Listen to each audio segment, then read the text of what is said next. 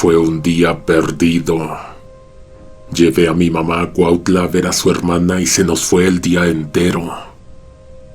Llegamos como a las 10 de la mañana y no nos venimos de allá sino hasta las 10 de la noche. Mi mamá siempre extiende las visitas más de la cuenta. Yo no llevaba ni un libro, así que me la pasé dando vueltas en el jardín. De regreso no venía de muy buen humor. No era tanto que estuviera cansado, la verdad, solo quería llegar a mi casa. Nos dieron las 11 de la noche en el tramo de Amecameca. Manejaba a una velocidad normal, pero esa parte de la carretera no es recta y hay una bajada que siempre me ha parecido peligrosa porque no hay una sola luminaria.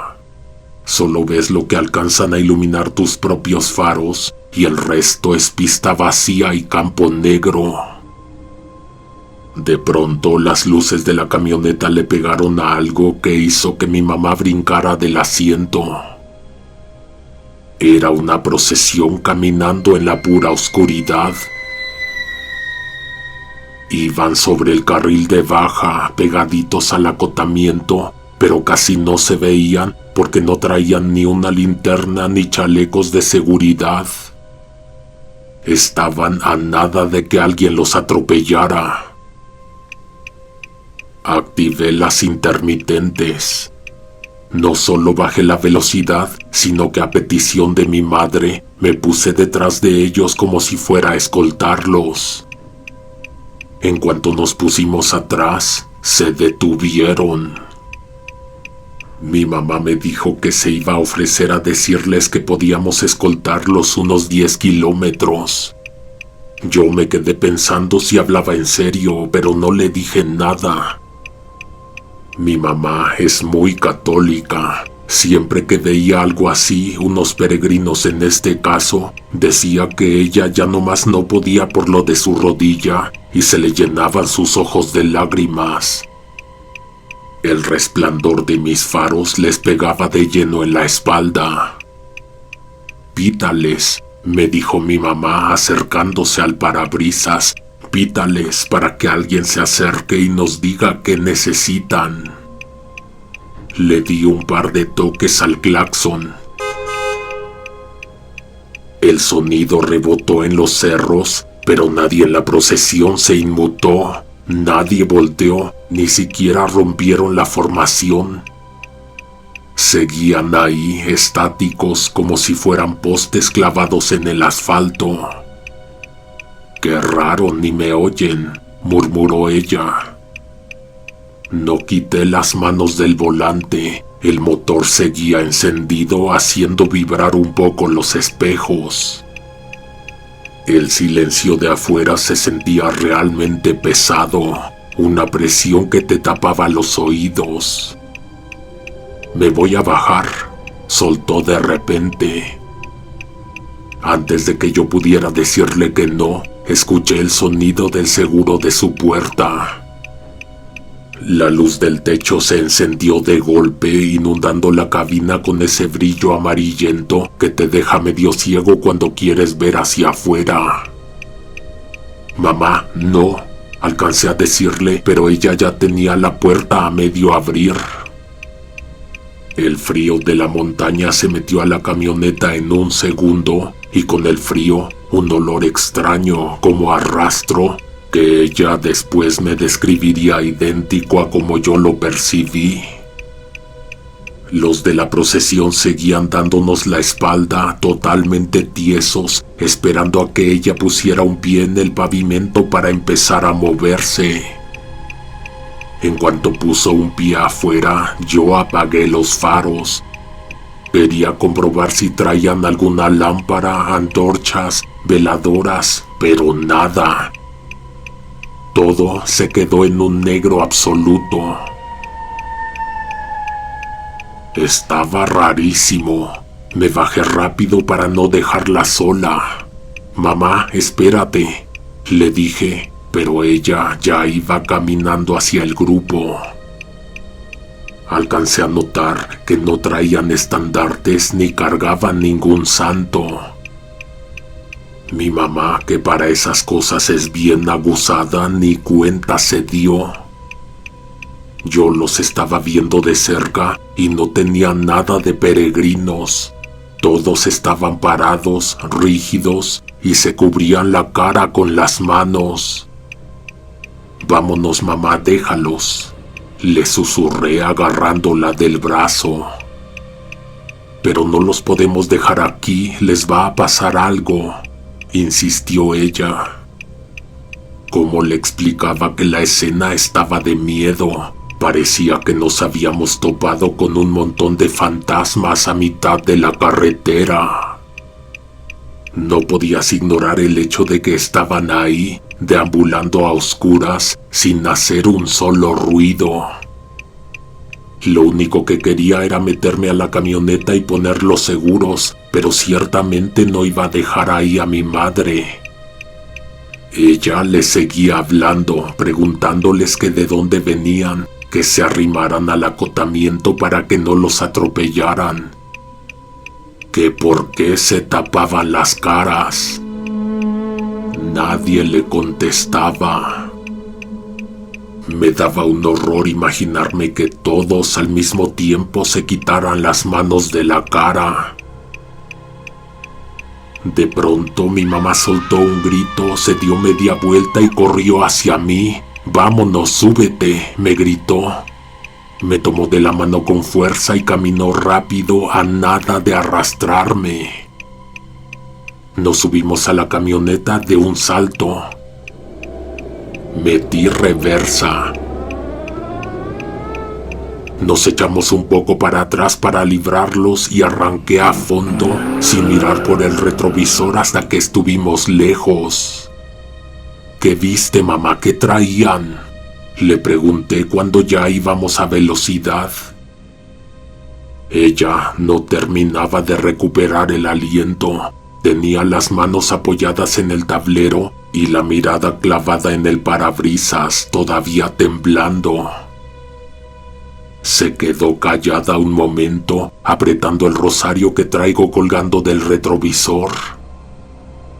El sonido del motor era lo único que llenaba la cabina mientras dejábamos atrás la zona de curvas. Uno de ellos se quitó las manos del rostro, susurró, y la voz le tembló tanto que casi no le entendí. «No tenía cara, hijo». Me explicó que, harta de esperar respuesta, tocó el brazo de uno de ellos, el que tenía más enfrente. No hizo mucha fuerza, el tipo bajó los brazos al instante. Lo que se vio fue la carne viva, una masa roja y húmeda. Los músculos del rostro estaban totalmente expuestos, como si le hubieran arrancado la piel de un tirón. Se le veían las fibras de las mejillas tensas y brillantes por la humedad, bajando desde los pómulos hasta la mandíbula.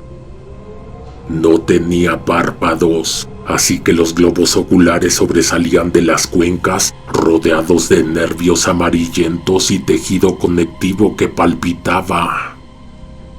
No había sangre escurriendo. Parecía más una pieza de carnicería fresca, expuesta al aire frío de la montaña. Mi madre se quedó con la mirada perdida en la línea blanca del camino, como si todavía estuviera viendo en la pista la cara en carne viva. No podía dejar de pensar en lo que me dijo. Esa imagen del rostro desgarrado me revolvía el estómago. No podía haber sido una alucinación. El olor a hierro de la sangre que le entró hasta la garganta, yo también lo percibí. Justo cuando ya empezaban a aparecer las luminarias amarillentas de la ciudad, mi madre volvió a hablar. «Para la otra, hijo, aunque yo te lo ruegue, aunque yo te diga que nos paremos, no te detengas».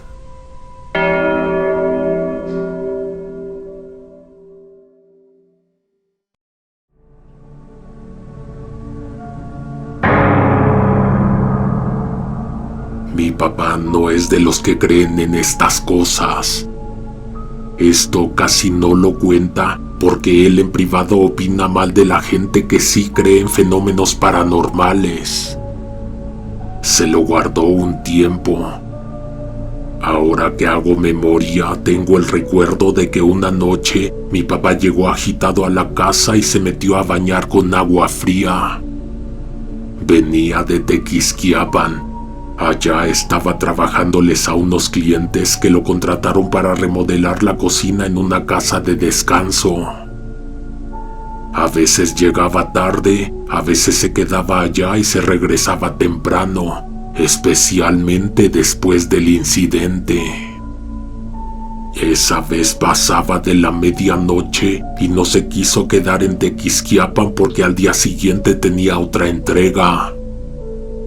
Conozco el tramo. Por ahí se transita hacia aquella zona de balnearios y lugares de descanso en el estado de Morelos. La avenida se abre en 4 carriles, flanqueada por terrenos baldíos donde la vegetación ha invadido el asfalto. No había luminarias encendidas. Mi papá bajó la velocidad al entrar en una de las pendientes. En ese momento, los faros iluminaron a lo lejos un movimiento en el carril de baja. Era un hombre que venía en sentido contrario, caminando pegado al borde del monte para evitar las ramas que colgaban sobre la vía. Empujaba una carretilla. El avance era lento porque las ruedas no andaban bien con la maleza y las piedras. Mi papá fue bajándole a la velocidad hasta frenarse por completo a un lado de él. El tipo se detuvo. Lo que traía en la carretilla estaba oculto bajo una lona gris. Mi papá bajó el vidrio. Le preguntó a dónde se dirigía y le ofreció llevarlo, argumentando que la zona estaba desierta y ya era tarde. El hombre no lo miró a los ojos. Se quedó observando la caja de la camioneta mientras sostenía con fuerza los mangos de metal de la carretilla. Tardó unos segundos en contestar. «Voy lejos», dijo el señor. No era tan viejo como parecía a la distancia. Tenía unos 50 y tantos. Llevaba la ropa sucia de tierra. Estaba parado a mitad del primer carril de la avenida. Mi papá insistió. Al final, el hombre aceptó. Dijo que se iría atrás en la caja, cuidando la carretilla. Mi papá descendió de la camioneta. Traía unas cintas de carga y le dijo que podían asegurar la carretilla para que no se volcara en las vueltas. Se acercó a ella. La lona gris estaba tensa, amarrada con nudos apretados que no dejaban ver nada del contenido, solo bultos rígidos. Entre los dos sujetaron los bordes de metal para levantarla. Estaba muy pesada. Mi papá tuvo que hacer casi todo el esfuerzo, sosteniendo el peso muerto mientras el señor solo guiaba la dirección desde los mangos. Cuando estaban por librar la altura de la tapa de la caja, el peso se cargó hacia un solo lado y el agarre falló. La carretilla se ladeó bruscamente y golpeó el borde de la camioneta antes de volcarse. La lona se zafó de un costado. Con el impacto, lo que venía envuelto se deslizó hacia afuera. Era el cuerpo de una persona. Lo primero que resaltó bajo la luz de los faros traseros fue el torso, rígido, vestido con una chamarra oscura empapada. El impacto de la caída hizo que girara la cabeza hacia la luz. No tenía rostro. En el lugar donde deberían estar las facciones, solo había un cráter cóncavo. Un hueco de tejido expuesto de un color rojizo brillante y húmedo. Los bordes de la herida estaban irregulares, con restos de hueso astillado asomado entre la masa de carne molida. Tenía impactos de bala distribuidos en el pecho y en el cuello. Los orificios eran negros, rodeados por una aureola de sangre que manchaba la ropa en parches densos. El olor salió de golpe al abrirse el envoltorio.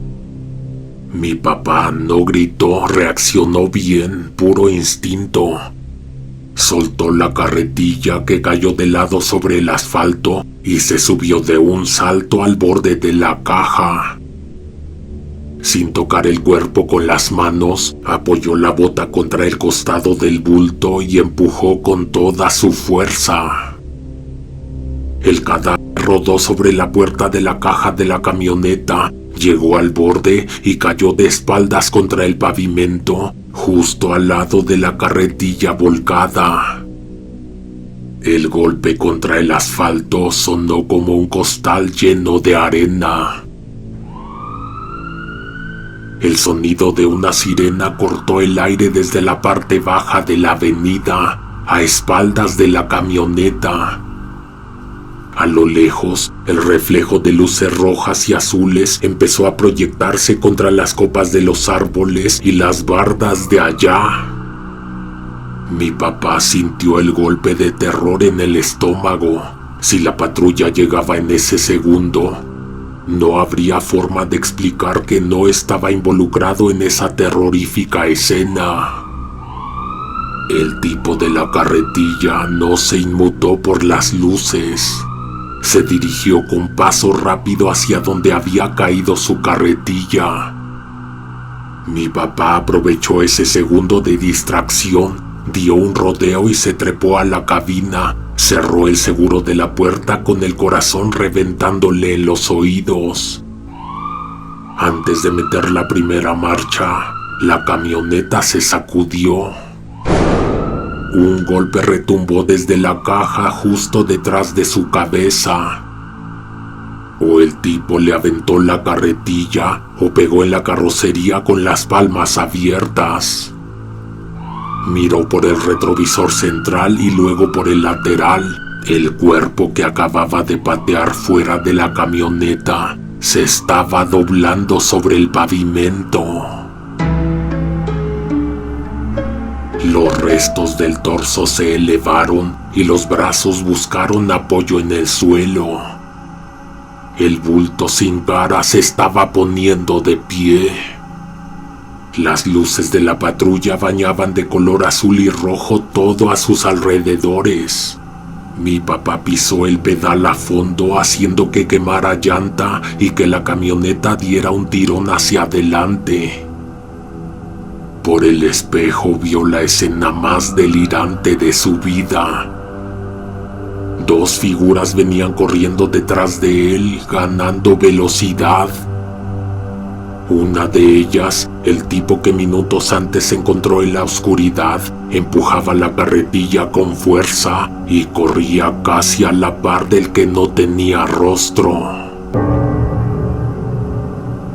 De pronto, en un tronar de dedos, todo se fue, todo se apagó. El sonido de la sirena desapareció en seco. Las luces de colores se extinguieron, la oscuridad total volvió a tragarse la avenida y el silencio se volvió a instalar. Mi papá no dejó de acelerar, pero al mirar de nuevo por los espejos, se encontró la calle atrás de él, vacía. No había patrullas, no había carretilla, no había nadie. Manejó el resto del trayecto sin despegar la espalda del asiento. No encendió el radio ni bajó la velocidad. Mi papá sigue sin creer en esas cosas. Según él, todo está en la mente. Pero ciertamente ya no maneja de noche. Por nada del mundo.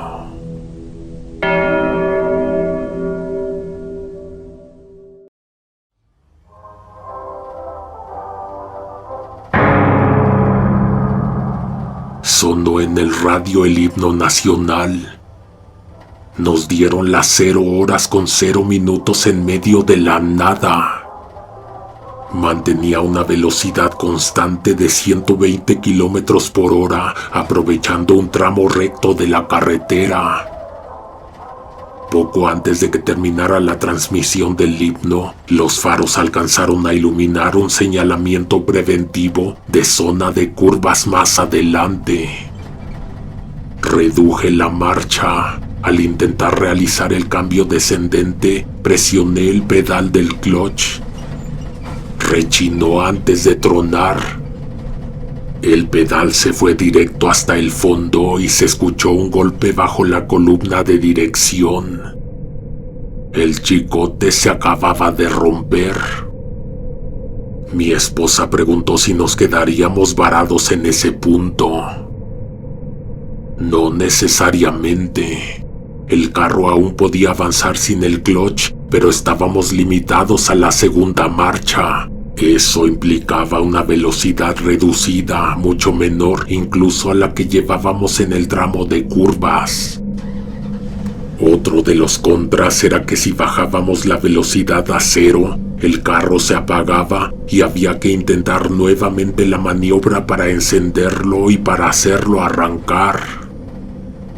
Terminamos de cruzar la zona de curvas y entramos nuevamente en una recta. Teníamos que tomar una salida específica unos kilómetros adelante, pero nos la pasamos de largo. Yo atribuyo el error a la distorsión de los tiempos. Cuando conoces una ruta de memoria, el cerebro calcula las distancias basándose en la velocidad habitual. Al ir tan lento, los puntos de referencia no aparecieron cuando los esperábamos. Nos percatamos del error al ver que apareció la desviación que le seguía. Tomamos esa salida para evitar alejarnos más sobre la vía principal, pero resultó no ser un retorno. El camino nos condujo en una dirección opuesta, internándonos más en una zona desconocida. Avanzamos en línea recta durante varios minutos. El velocímetro se mantenía bajo mientras buscábamos alguna derivación o letrero que indicara nuestra ubicación. No había señales. De mi parte, además, había un esfuerzo centrado en mantener el motor encendido, evitando frenar por completo mientras observábamos el entorno en busca de algo reconocible para que no se fuera a apagar. A la orilla de la carretera, los faros iluminaron una figura humana. Estaba inmóvil al borde del asfalto. Nos dirigimos en línea recta hacia la figura. Tenía el brazo extendido y el pulgar levantado, la señal inconfundible de quien solicita raite o aventón. Ni siquiera me planteé si podíamos llevarlo o si era seguro detenernos. Se me vino a la mente que estábamos salvados. Ya teníamos a quien preguntarle cómo regresarnos. Reduje la marcha gradualmente. La figura permaneció inmóvil, con el pulgar apuntando hacia arriba y el cuerpo ligeramente inclinado hacia el frente.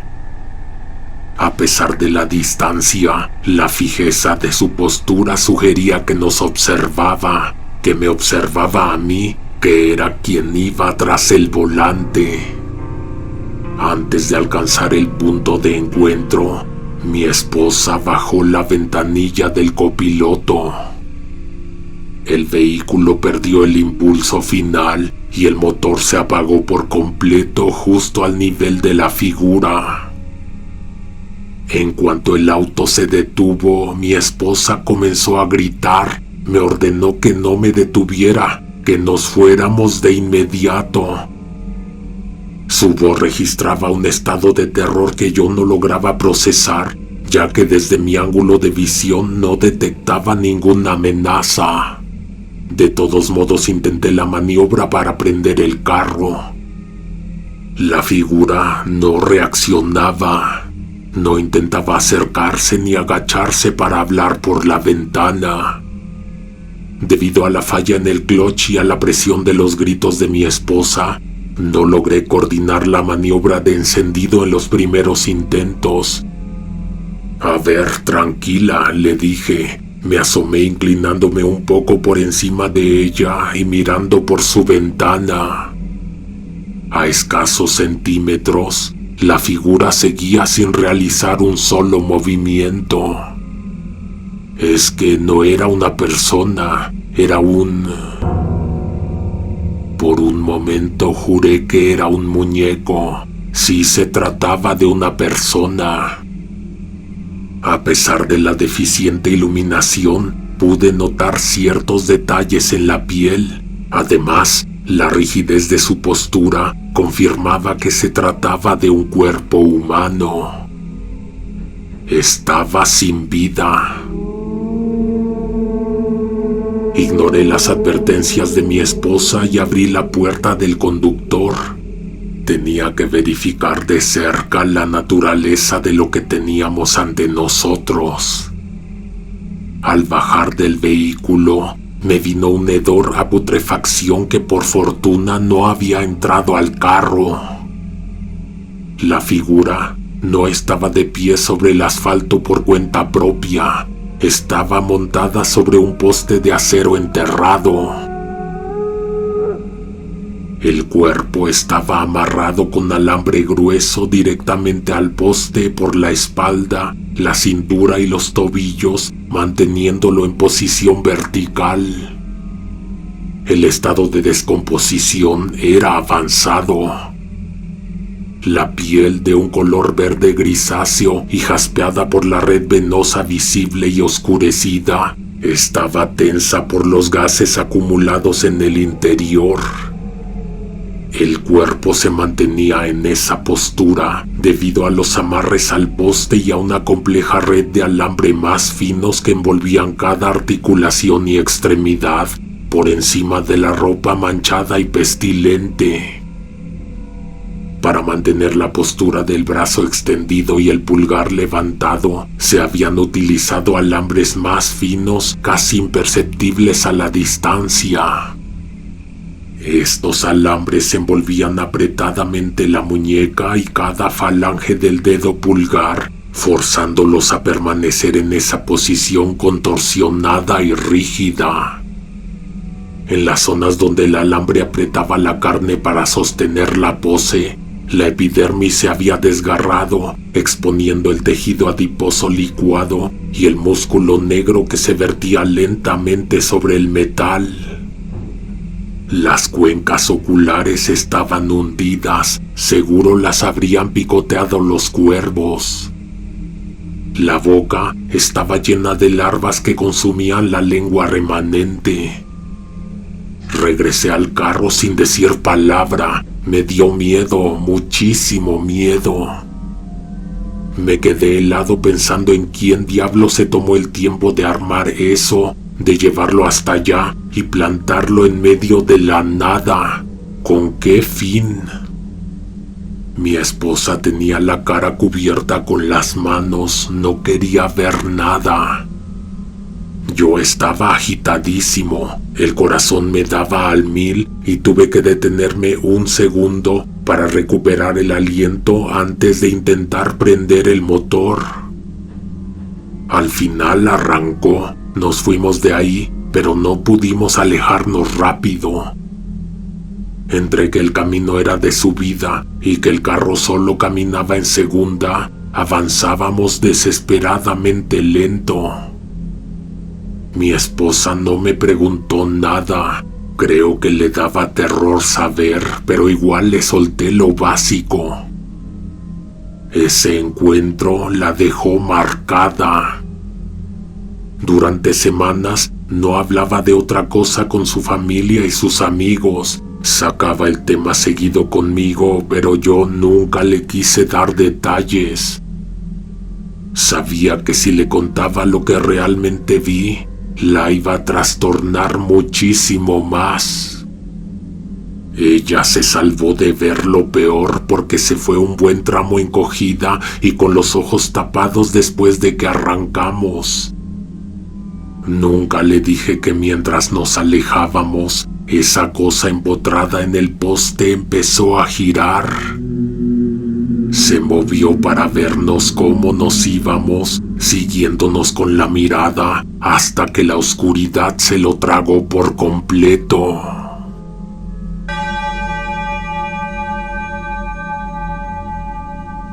Gracias por quedarte hasta el final. La frase clave de esta recopilación es: no pares, sigue, sigue. Nos escuchamos pronto. Alguien te observa en la oscuridad.